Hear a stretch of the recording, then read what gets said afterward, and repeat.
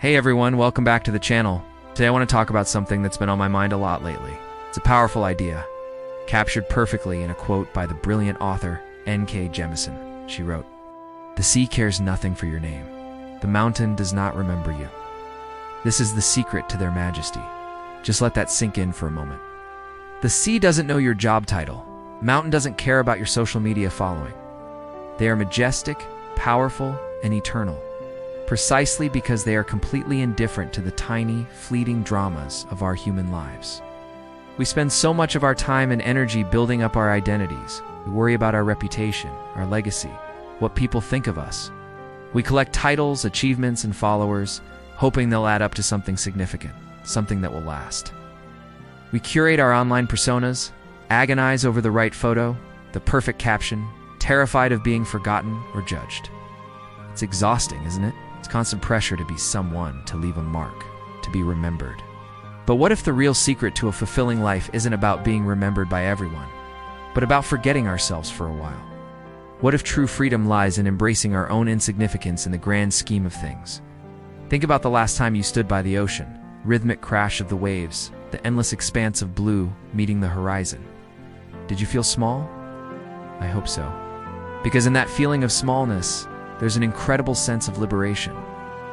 All your worries, your anxieties about that deadline, that awkward conversation, that mistake you made last week, they just seem to dissolve into the roar of the surf. The ocean, in its immense and impersonal power, offers a kind of reset button. It reminds you that the universe is so much bigger than your personal problems. Your name, your failures, your successes, they're just a whisper in the wind against the backdrop of its ancient, timeless song. It's the same when you stand at the foot of a mountain. You look up at these colossal peaks, carved over millions of years by wind and ice. They were here long before you were born, and they will be here long after you're gone. The mountain doesn't remember the triumphs of kings or the sorrow of peasants who lived in its shadow. It simply exists. Its majesty comes from its stillness, its endurance, its complete lack of ego. In its presence, your own ego starts to quiet down. The need to prove yourself to be important feels a little bit silly. The mountain doesn't ask you to be anything other than what you are. Right here, right now, a tiny, temporary part of the breathtaking landscape. This idea isn't about giving up or thinking your life has no meaning. On the contrary, it's about finding a deeper, more authentic source of meaning. When we let go of the frantic need for external validation for our name to be known by the world, we create space for what truly matters. We can focus on the quality of our actions, not the applause they receive. We can build genuine connections with people, not for networking, but for the simple joy of shared experience. We can create art, not for fame, but for the act of creation itself.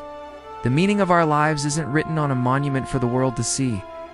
It's found in the quiet moments of kindness, the courage to face our fears, the love we share, the wonder we feel when looking up at a starry night. These things don't need an audience. They are their own reward. The mountain and the sea teach us that true majesty isn't about being seen, it's about being present.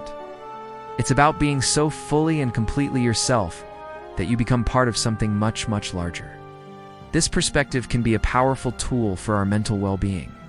When we're trapped in a cycle of anxiety or self-criticism, we often feel like our problems are the biggest things in the world. Our minds become a closed-off echo chamber. But if you can step outside, look at a massive old tree, or gaze at the clouds drifting by, you connect with that same impersonal majesty. That tree doesn't care about your anxieties. The clouds are indifferent to your regrets. Its indifference is a gift. It puts your troubles into perspective. It doesn't dismiss them, but it contextualizes them within a vast, beautiful, and ongoing world that is much bigger than your pain. It's a form of mindfulness. By observing the non-judgmental existence of nature, we learn to observe our own thoughts and feelings without judgment. We can see them for what they are, temporary, passing clouds in the vast sky of our consciousness. So how can we bring this wisdom into our everyday lives, even if we don't live near a mountain or an ocean? You can find this majesty everywhere, if you know how to look. It's in the intricate pattern of a leaf. It's in the silent, steady growth of a plant on your windowsill. It's in the vastness of the night sky, visible even through city lights. Take a moment each day to connect with something bigger than yourself. Put your phone away. Sit in a park and just watch the world go by without feeling the need to capture or comment on it. Notice the way the wind moves through the trees. Feel the sun on your skin. These are small acts of letting go, of surrendering the ego and just being a part of the world. Let go of the need for the sea to know your name. Let go of the desire for the mountain to remember you. Find your strength not in the mark you leave, but in the moments you allow yourself to be fully present, fully alive, and beautifully, gloriously insignificant. In that surrender, you will find a peace and a power that no amount of fame or recognition can ever give you. You will find your own majesty. Thanks so much for spending this time with me today. Hope this gives you something to think about. If this resonated with you, I'd love it if you like this video and subscribe to the channel for more conversations like this. Take care, and I'll see you in the next one.